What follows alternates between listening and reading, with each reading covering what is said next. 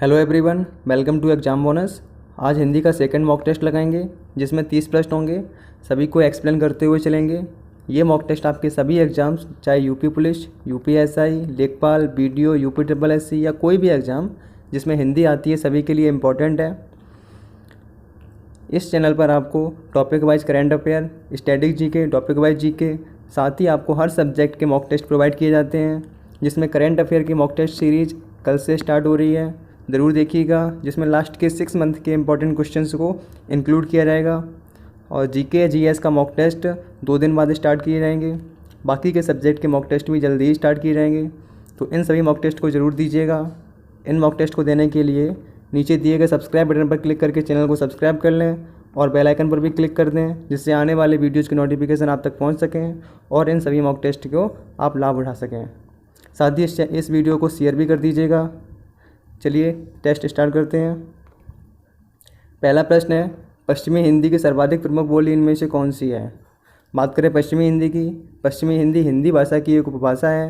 हिंदी भाषा की कुल 5 उपभाषाएँ हैं, जिसमें पश्चिमी हिंदी, पूर्वी हिंदी, पहाड़ी, राजस्थानी, बिहारी शामिल हैं।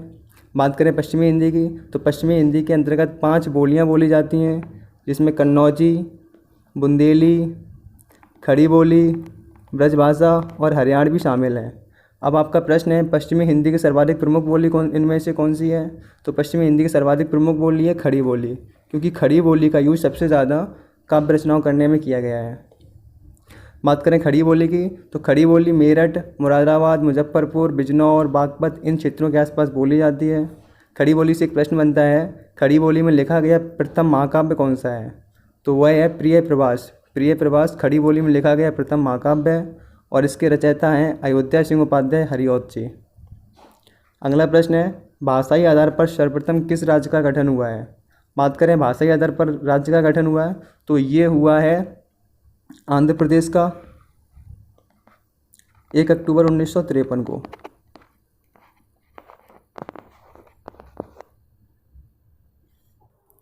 अगला प्रश्न है, जिस शब्द से किसी एक व्यक्ति या वस्तु का बोध हो उसे कहा जाता है? तो जब किसी व्यक्ति या वस्तु या स्थान का बोध हो तो उसे संज्ञा कहते हैं। और संज्ञा के 5 प्रकार होते हैं। एक होता है जातिवाचक संज्ञा, भाववाचक संज्ञा, व्यक्तिवाचक संज्ञा, द्रव्यवाचक संज्ञा और समूहवाचक संज्ञा। बात करें जातिवाचक संज्ञा की, तो जब किसी जाति की बात की जाए तो वहाँ पर होता है जातिवाचक संज्ञा। जैसे बोल दिया गया लड़का, तो लड़का के अंदर जितने भी लड़का होते हैं 9 साल के, 10 साल के, 15 साल के, 18 साल के, वो सारे के सारे उसी के अंदर आ जाते हैं, इसलिए वो हो गया जातिवाचक। ऐसे ही बोल दिया गया आदमी, गाय, तो गाय के अंदर जितनी भी गाय होती हैं वो सभी आ जाएंगी, तो उसे बोल देते हैं जातिवाचक संज्ञा। ऐसे ही भाववाचक संज्ञा, जब भाव, स्थिति, दशा इनका बोध हो तो वहाँ पर होता है भाववाचक संज्ञा। व्यक्तिवाचक संज्ञा की बात करें, तो जब किसी जाति में से किसी विशेष व्यक्ति या वस्तु या स्थान की बात की जाए तो वहाँ पर होता है व्यक्तिवाचक संज्ञा। आपका आंसर हो गया ऑप्शन नंबर सी।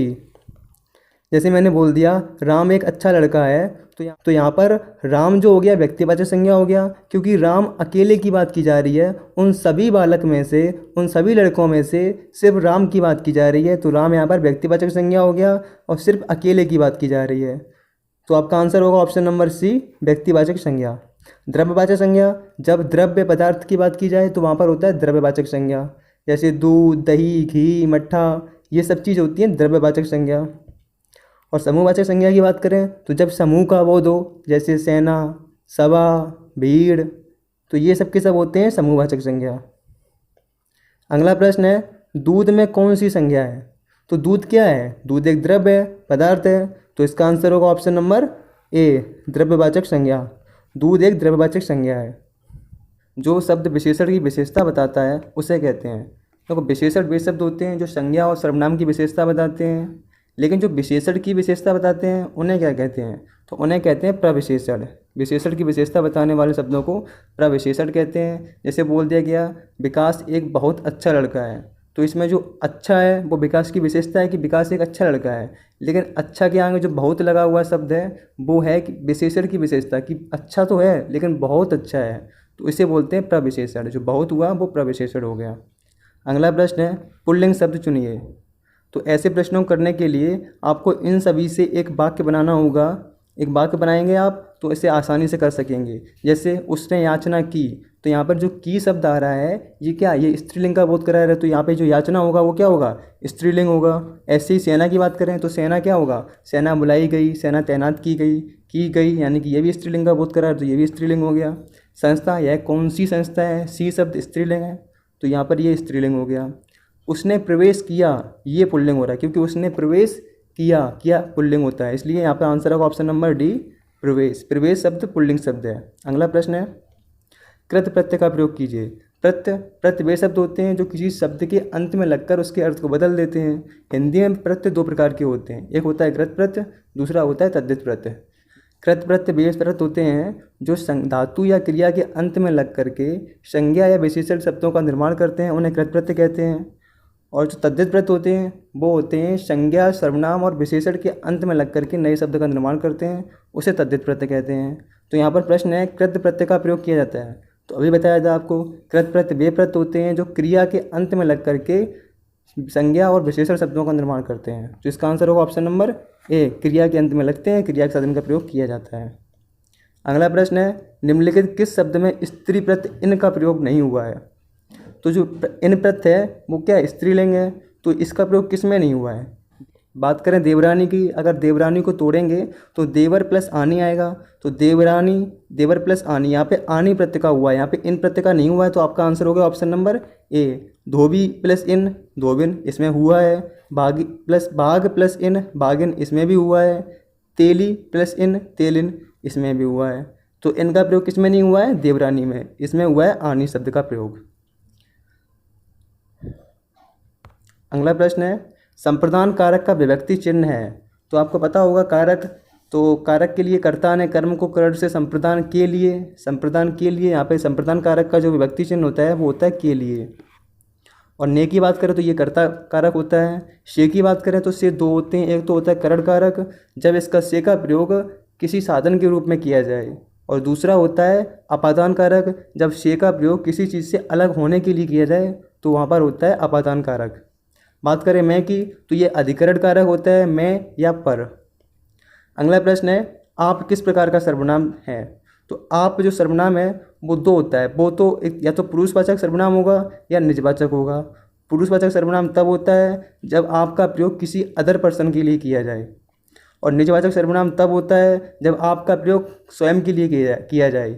जैसे मैं अपना काम अपने आप कर लूँगा, मैं अपना काम अपने आप कर लूँगा, यहाँ पर जो आप शब्द का यूज हुआ है वो स्वयं के लिए हुआ है, तो यहाँ पर होगा आपका निजवाचक सर्वनाम, ऑप्शन नंबर ए।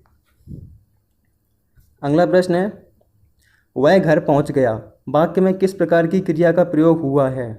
आपको बताना है वह घर पहुँच गया, इसमें कौन सी क्रिया का यूज हुआ है। तो आपको यहाँ दिख रहा होगा, यहाँ पे दो क्रियाएं हैं, एक पहुँच गया, पहुँचना, और एक दूसरा है गया। तो ये दो क्रियाएं, जब दो स्वतंत्र क्रियाओं का यूज होता है तो वहाँ पर होती है संयुक्त क्रिया, ऑप्शन नंबर डी। संयुक्त क्रिया वे क्रियाएं होती हैं जब किसी वाक्य में दो स्वतंत्र क्रियाओं का यूज किया जाए, जैसे पहुंचना भी एक क्रिया हो गई और गया भी क्रिया हो गई, तो ये दोनों स्वतंत्र क्रियाएं हैं, तो यहाँ पर होगा संयुक्त क्रिया, ऑप्शन नंबर डी। अगला प्रश्न है, निम्नलिखित में से कौन सी प्रेरणार्थक क्रिया है। कौन सी प्रेरणार्थक क्रिया आपको बताना है। तो प्रेरणार्थक क्रिया वे क्रिया होती हैं जब कर्ता कोई काम स्वयं ना करके किसी और से करवाता है, उन्हें प्रेरणार्थक क्रिया कहते हैं। प्रेरणार्थक क्रिया दो प्रकार की होती हैं, एक होती है प्रथम प्रेरणार्थक, दूसरी होती है द्वितीय प्रेरणार्थक। तो जिन क्रियाओं के अंत में आना शब्द जुड़ा है वे होती है प्रथम प्रेरणार्थक, और जिन क्रियाओं के अंत में बाना शब्द जुड़ा है वे होती हैं द्वितीय प्रेरणार्थक।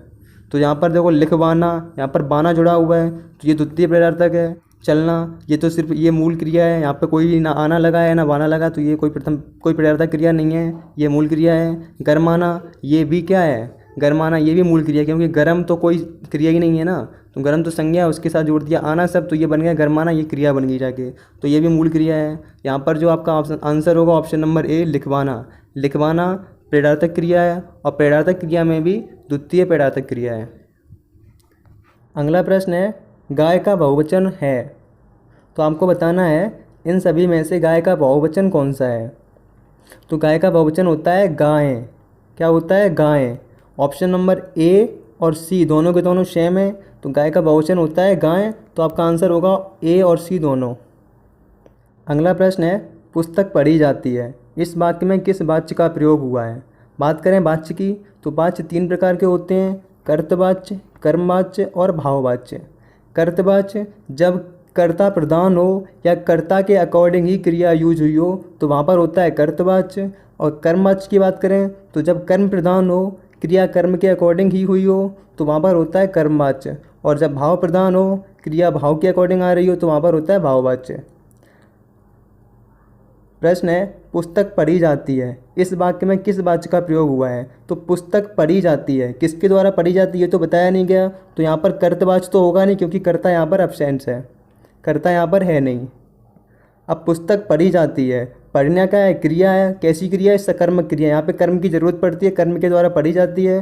कर्म क्या है? पुस्तक पढ़ना, तो कर्म हो गया पुस्तक, तो पुस्तक पढ़ी जाती है और क्रिया भी पुस्तक के अकॉर्डिंग ही आ रही है, तो यहाँ पर हो गया आपका कर्मवाच्य। आपका आंसर होगा ऑप्शन नंबर बी, कर्मवाच्य। पुस्तक पढ़ी जाती है, इसमें कर्मवाच्य का यूज हुआ है। दोस्तों आगे बढ़ने से पहले अगर आपको वीडियो पसंद आ रहा हो तो वीडियो को लाइक कर लीजिएगा और इस वीडियो को ज़्यादा से ज़्यादा शेयर जरूर कर दीजिएगा। अगला प्रश्न है, निम्नलिखित में से कौन सा शब्द तुर्की भाषा का नहीं है? बात करें तुर्की भाषा के शब्द की तो इनमें से आपको बताना है कौन सा शब्द तुर्की भाषा का नहीं है। बेगम ये तुर्की भाषा का है, बारूद ये भी तुर्की भाषा का है, चेचक ये भी तुर्की भाषा का है, लेकिन जो पैगम्बर शब्द है ये आपका अरबी भाषा का है। याद रखना है, पैगम्बर शब्द अरबी भाषा का है, जबकि बेगम, बारूद और चेचक ये तीन के तीनों शब्द तुर्की भाषा के हैं। अगला प्रश्न है, उसने मुरारी को मारा था, इस वाक्य में भूतकाल का कौन सा प्रकार है? तो आपको यहाँ पर देखने में लग रहा होगा उसने मुरारी को मारा था, यानी कि ये काम बहुत पहले ही हो चुका है, ये काम पूर्ण रूप से हो चुका है भूतकाल में ही, तो ये होगा ऑप्शन नंबर इसका डी, पूर्ण भूतकाल। जब कोई कार्य पूर्ण रूप से हो चुका है तो वहाँ पर होता है पूर्ण भूतकाल। और आसन्न भूत जब कोई काम तुरंत हाल ही में हुआ हो तो उसे बोलते हैं आसन्न भूत। सामान्य भूत जब कोई काम हुआ हो सामान्य तौर पर, जैसे वह खेला था, वह गाता था, तो ये हो गया आपका सामान्य भूत। अपूर्ण भूत जो काम अभी चल रहा है, जैसे वह खेल रहा था, तो ये हो गया आपका अपूर्ण भूत। अगला प्रश्न है, कुछ किस प्रकार का परिमाणवाचक क्रिया विशेषण है? कुछ शब्द की बात करें तो कुछ का अर्थ होता है यानी कि कुछ, थोड़ा, न्यून, कम, ये होता है कुछ का अर्थ। तो न्यून यानी कि न्यूनता बोधक, जो कुछ शब्द होता है वो न्यूनता बोधक होता है, कम होने का बोध कराता है। तो आंसर होगा ऑप्शन नंबर बी, न्यूनता बोधक क्रिया विशेषण है आपका शब्द कुछ। कुछ होगा न्यूनता बोधक क्रिया विशेषण। अगला प्रश्न है, ए आई का उच्चारण स्थान इनमें से कौन सा है? बात करें ए और आई के उच्चारण स्थान की तो ये ए और आई जो बनता है ये बनता है आ और ई के, ए और आई शब्द बनता है वो बनता है आ और ई के सहयोग से। आ को और ई को अगर मिला देते हैं तो बनता है जाकर के ए शब्द। जबकि आ का उच्चारण स्थान होता है कंठ से, ये कंठ से बोला जाता है, और ई का उच्चारण स्थान होता है तालु से, तो ये तालु से बोला जाता है। तो ए बोला जाएगा कंठ और तालु से, ऑप्शन नंबर ए राइट आंसर होगा। भरपेट में कौन सा समास है? तो आपको बताना है भरपेट में कौन सा समास है। भरपेट का अर्थ होता है पेट भरकर। तो जब अनु, प्रति, आ, हर, प्रा, यथा, हर, भर, धीरे धीरे या लगातार होने तक का अनुभव हो तो वहाँ पर होता है अव्ययी भाव समास। तो यहाँ पर लगा हुआ है भर, भर यानी कि अगर पहले पद में भर लगा है तो वहाँ पर कौन सा होता है अव्ययी भाव समास। आपका राइट आंसर ऑप्शन नंबर ए। बात करें द्वंद्व समास की तो जब आपको योजक चिन्ह देखने को मिले और या अथवा या विलोम शब्द देखने को मिले तो वहाँ पर होता है द्वंद्व समास। जैसे दिन रात, दिन रात, इसमें दिन का अपोजिट या विलोम शब्द है रात, या फिर कह सकते हैं दिन और रात, या दिन अथवा रात, या दिन या रात, तो इसे बोलते हैं द्वंद्व समास। बात करें तत्पुरुष समास की तो तत्पुरुष समास में द्वितीय पद प्रधान होगा, कारक की विभक्तियों का इसमें यूज होता है, उसे बोलते हैं तत्पुरुष समास। बात करें द्विगु समास की तो द्विगु समास का अर्थ होता है दुई से होता है दो, गु से होता है गाय, यानी कि दो गाय। जब प्रथम पद में आपको संख्या देखने को मिले तो वहाँ पर होता है द्विगु समास। इसका एग्जाम्पल ले लो, जैसे पंचरात्र, तो 5 रातों का समाहार, यहाँ प्रथम पद में आपको पंच यानी 5 संख्या देखने को मिल रही है, तो ये हो गया आपका द्विगु समास। अगला प्रश्न है, झूठ मत बोलो, इस वाक्य में मत कौन सा निपात है? मत का अर्थ होता है नहीं, मना करना। जब आप किसी को मना करते हैं तो वहाँ पर आप मत का यूज करते हैं। ठीक है। और मत आपका निषेध बोधक निपात होता है, option number D right answer होगा। निम्नलिखित में से कौन सा सर्प का पर्यायवाची नहीं है? बात करें सर्प के पर्यायवाची की तो इसमें उरग सर्प का पर्यायवाची होता है, फड़ी भी होता है, पन्नग भी होता है, लेकिन जो हिरण्य होता है ये होता है सोना का पर्यायवाची। किसका होता है? ये होता है सोना का पर्यायवाची हिरण्य। अगला प्रश्न है ठेठ हिंदी का ठाठ किसकी रचना है? तो ठेठ हिंदी का ठाठ रचना है अयोध्या सिंह उपाध्याय हरिऔध जी की। याद रखना है ठेठ हिंदी का ठाठ जो रचना है वो अयोध्या सिंह उपाध्याय हरिऔध की है। और इनकी एक और रचना है जिसे बोलते हैं अधखिला फूल, अधखिला फूल। याद रखना है आपको। निम्नलिखित में से किसमें मुहावरा और उसके अर्थ का सुमेलन सही नहीं है? तो ईंट से ईंट बजाना, इसका अर्थ होता है विनाश करना, युद्ध करना, तो यानी कि युद्धात्मक विनाश लाना, ये सही है। अक्ल पर पत्थर पड़ना, बुद्धि भ्रष्ट होना, ये भी सही है।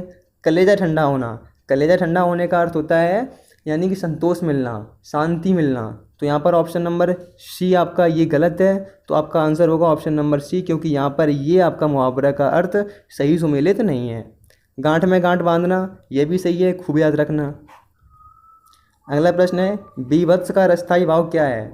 बात करें बीभत्स रस की तो बीभत्स रस वो रस होता है जब कहीं पर घिनौना काम हो रहा हो, जैसे चीड़ फाड़ हो रही हो, मांस को नोचा जा रहा हो, तो वहाँ पर होता है बीभत्स रस। इसके स्थायी भाव की बात करें तो इसका स्थायी भाव होता है घृणा या फिर जुगुप्सा, घृणा या जुगुप्सा। तो ये आंसर होगा ऑप्शन नंबर सी, जुगुप्सा जो होता है वो बीभत्स रस का स्थायी भाव होता है। अगला प्रश्न है शुद्ध वर्तनी का चयन कीजिए। आपको शुद्ध वर्तनी बतानी है, इनमें से कौन सा शब्द सही लिखा हुआ है? तो दधिची ये आपका गलत लिखा हुआ है। दधिची में धा पे बड़ी ई की मात्रा होती है, चा पे छोटी ई की। कनिष्ठ, कनिष्ठ भी गलत लिखा हुआ है, यहाँ पे ठा होता है, ठा से ठा होता है, यहाँ पे टा की जगह ठा होगा तो कनिष्ठ होता है, ठीक है। ग्रहित की बात करें तो यहाँ पर ये भी गलत होता है, यहाँ पे ग्रा पे जो रा होती है वो इस प्रकार वाली रा निकलती है। पृथक यहाँ पे सही लिखा हुआ है, पृथक को ऐसे ही लिखा जाता है, तो इसका आंसर होगा ऑप्शन नंबर डी, पृथक सही लिखा हुआ है। अनुस्मारक को कहा जाता है, तो अनुस्मारक क्या? एक पत्र होता है, पत्र का प्रकार होता है अनुस्मारक। तो अनुस्मारक पत्र का वो प्रकार होता है कि जब हम कोई पत्र किसी को भेज देते हैं और उसका हमको जवाब नहीं मिलता, उसकी कोई रिपोर्ट मेरे पास नहीं आती है, तो हम क्या करते हैं उसको स्मरण दिलाने के लिए कि आपने हमको जवाब नहीं दिया है, स्मरण दिलाने के लिए हम उसको अनुस्मारक पत्र लिखते हैं। तो अनुस्मारक पत्र को स्मरण पत्र भी कहा जाता है। ऑप्शन नंबर डी इसका राइट आंसर होगा। अगला प्रश्न है उत्थान शब्द का विलोम होता है। उत्थान का विलोम होता है वो आपको बताना है क्या होता है। तो उत्थान का विलोम होता है पतन, ऑप्शन नंबर ए राइट आंसर होगा। अगला प्रश्न है छंद पढ़ते समय आने वाले विराम को क्या कहते हैं? तो जो छंद पढ़ते हैं हम उसमें जो छोटा सा विराम आता है, थोड़ी देर रुकते हैं, उस विराम को क्या कहते हैं? तो उसको बोलते हैं यति, ऑप्शन नंबर ए। छंद में आने वाले विराम को यति कहते हैं। अगला प्रश्न है कबीरदास की भाषा कौन सी थी? तो कबीरदास की इनमें से कौन सी भाषा थी आपको बताना है। तो कबीरदास की भाषा थी सदुक्कड़ी या पंचमेल खिचड़ी या अवधी। कबीरदास की 3 भाषाएं थीं, सदुक्कड़ी बोल दो या अवधी बोल दो या पंचमेल खिचड़ी, जो ज़्यादा फेमस थी। तो option number B right answer होगा। अगला प्रश्न है अधिसूचना का अंग्रेजी अनुवाद है। आपको बताना है अधिसूचना को इंग्लिश में क्या बोलेंगे। अब बात करें स्टेटमेंट की तो स्टेटमेंट को बोलते हैं कथन या विवरण। स्टेटमेंट की हिंदी होती है कथन या विवरण। इसी प्रकार एंडोर्समेंट की होती है समर्थन या पुष्टि, समर्थन या पुष्टि करना। नोटिफिकेशन की बात करें तो नोटिफिकेशन का अर्थ होता है अधिसूचना। तो आपका राइट आंसर होगा ऑप्शन नंबर सी नोटिफिकेशन। और एनक्लोज्ड का अर्थ होता है संलग्न। तो आज का मॉक टेस्ट आपका कंप्लीट होता है। अगर आपको वीडियो पसंद आया हो तो वीडियो को लाइक कर दीजिएगा, इस वीडियो को शेयर ज़रूर कर दीजिएगा और कमेंट करके बताएं आपका क्या स्कोर रहा, आपने कितने क्वेश्चन अटैम्प्ट कर लिए, और साथ ही साथ आपको वीडियो कैसा लगा ये भी बताएं। और अगर आपने अभी तक हमें सब्सक्राइब नहीं किया है तो नीचे दिए गए सब्सक्राइब बटन पर क्लिक करके हमें सब्सक्राइब कर लें, साथ ही बेल आइकन पर भी क्लिक कर दें जिससे आने वाले वीडियोज़ की नोटिफिकेशन आप तक पहुँच सकें। और आने वाले मॉक टेस्ट को ज़रूर दीजिएगा, इसमें आपके एग्ज़ाम में आपको बहुत ही हेल्प मिलेगी। तो चलिए मिलते हैं अगले वीडियो में, तब तक के लिए धन्यवाद।